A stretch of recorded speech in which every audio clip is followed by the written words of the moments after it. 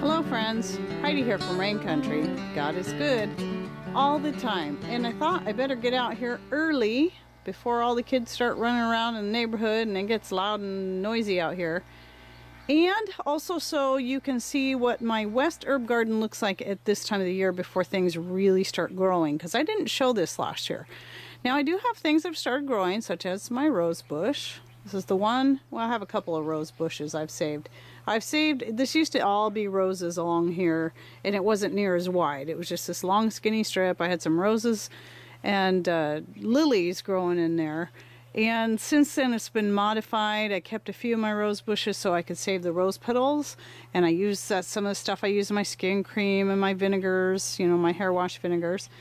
And so we can see that that one there is getting a lot of new growth. I'm going to need to work on it. It needs to be pruned back some more. This is the Goji Berry that got berries last year. And I didn't see the berries until, well, after they were already shriveled up. I didn't think it had ever got any. I guess obviously I wasn't paying that close of attention to it. I'll pan to the right here real quick. This is another, on this other side, this big room here is my dance room, martial arts room, and so you can kind of see what, you know, that's why it has the little windows all around, because there's mirrors all along that wall. And then again, we never got mirrors along this wall, but that was the plan, so that's why we had little windows so that, you know, we could get light in there but still have room for ballet bars and stuff. But anyway, this herb garden I put in a couple of years ago. It's not really finished. None of my gardens are really finished out. I just throw boards down and stuff to kind of hold everything in place until I decide for sure what I want to do.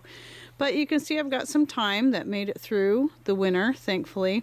I've got strawberries starting to take off right here. This is for at least these particular strawberries. These are the everberry, and they seem to like this patch right here the best, because in the summertime this little patch right here gets a lot of light. And then down over there, you can't, you know, there's not much to show, but there are marshmallow starting to grow and some other herbs kind of starting to come up. But I'll show that in another video down the road. But just so you can kind of see how it works. So it wraps around here, and then over that way is the front part of the house, and I've got the, you know, our peach tree over there, and then where I did that garden expansion in the video where you saw me spreading the horse manure. Alright, so here's some garlic, because I plant garlic everywhere and just kind of let it do its thing, because I believe not only is it good for the garden because it helps repel certain pests, but it just gives me more places to grow it.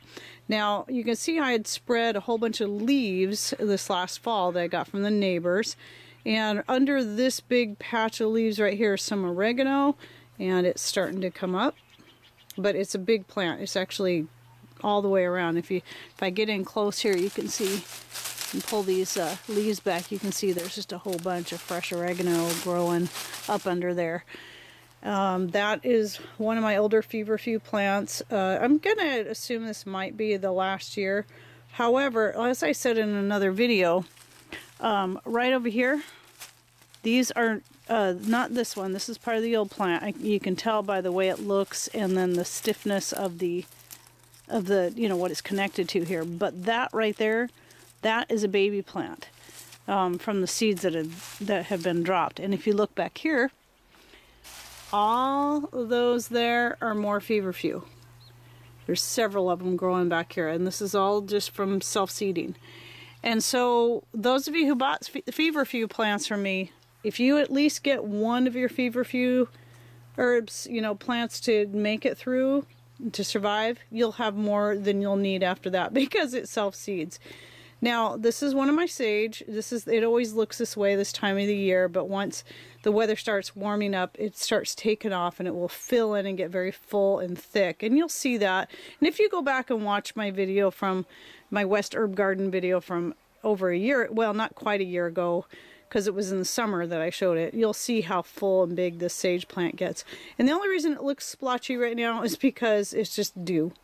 You know, I'm out here in the morning, so it's, you know, it's got dew on it.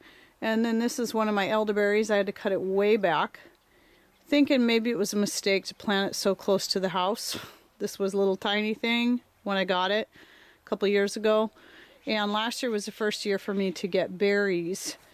And there's one of my other rose bushes I've saved. That one's actually a white one. I'm still debating whether or not I want to keep it, but I keep it because it looks pretty, and it used to be a teeny tiny thing, and I didn't even know it was still in there. And then all along here is orange mint, and I'm gonna have to thin it back. You can see that coming up here. I love the orange mint though, especially when it comes out into the grass and I mow over it. It just makes this wonderful scent that it just makes mowing even more pleasant. I actually don't mind mowing because those grass clippings to me are precious. They go in my garden.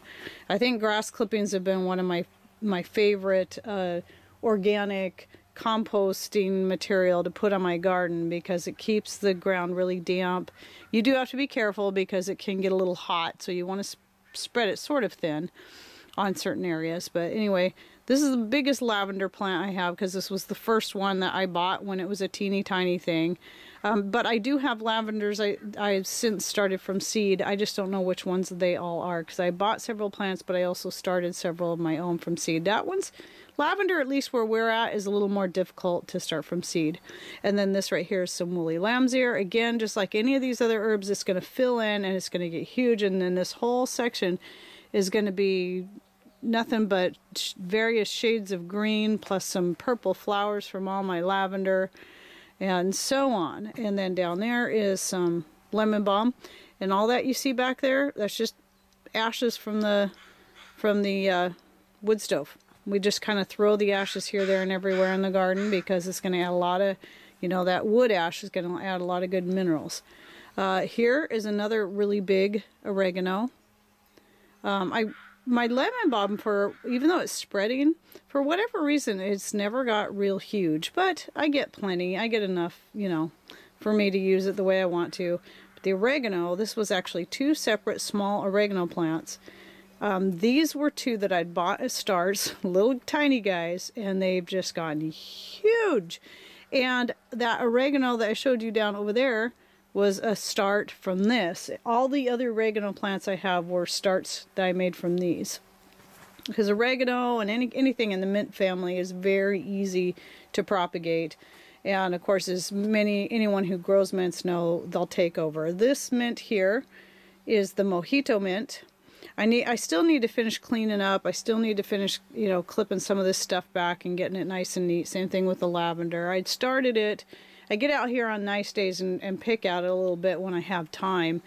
Anyway, so that's what's going on. Oh, and then, okay, so that is my smallest elderberry. That one I bought to be the pollinator for the other 2.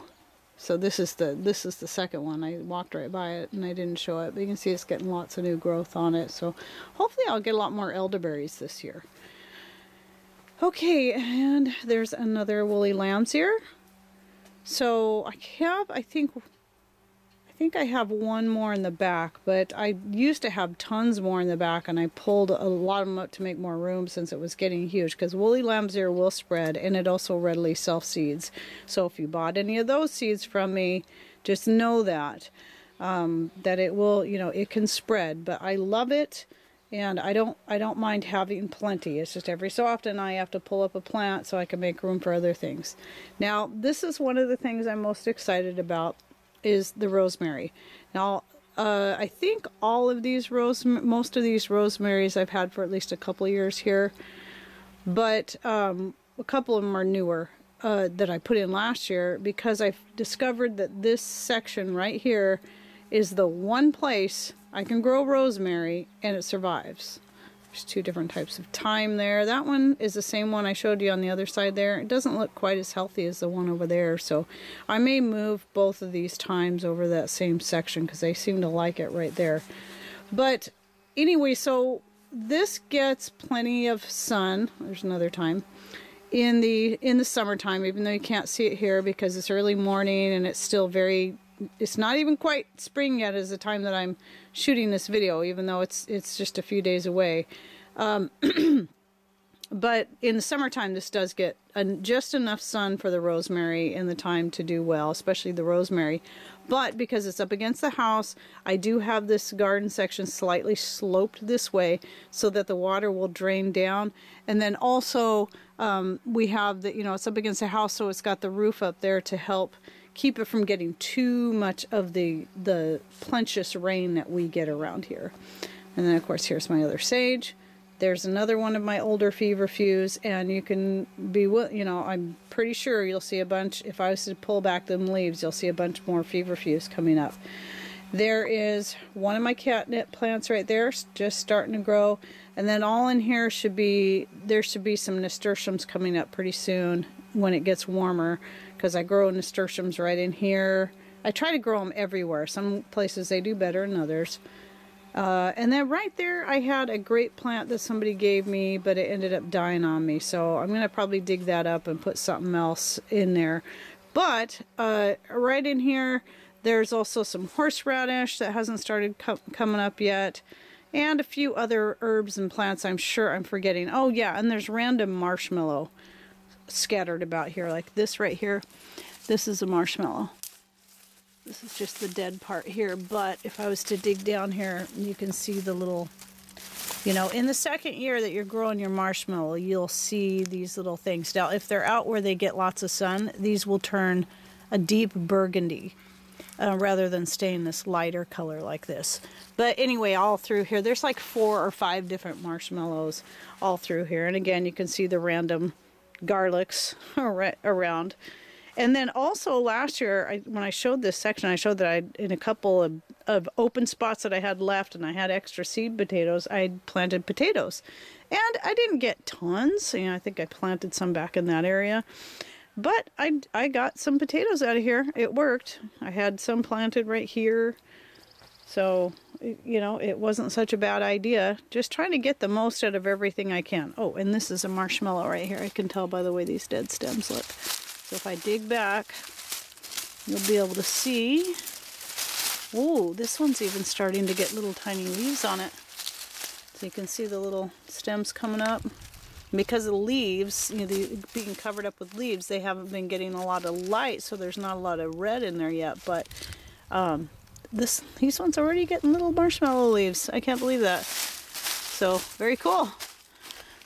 So anyway, that's not very exciting yet, but that's what the West Herb Garden looks like at this time of the year before things really start taking off. I mean, yes, we have some new life coming, but I love this section in midsummer when everything is just green and lovely, and the woolly lamb's ear adds a nice silvery, you know, really light sage silvery green color to kind of break up some of the darker greens. And then you'll have the lavender flowers, and then of course the nasturtium flowers, and to me it's beautiful. I love it.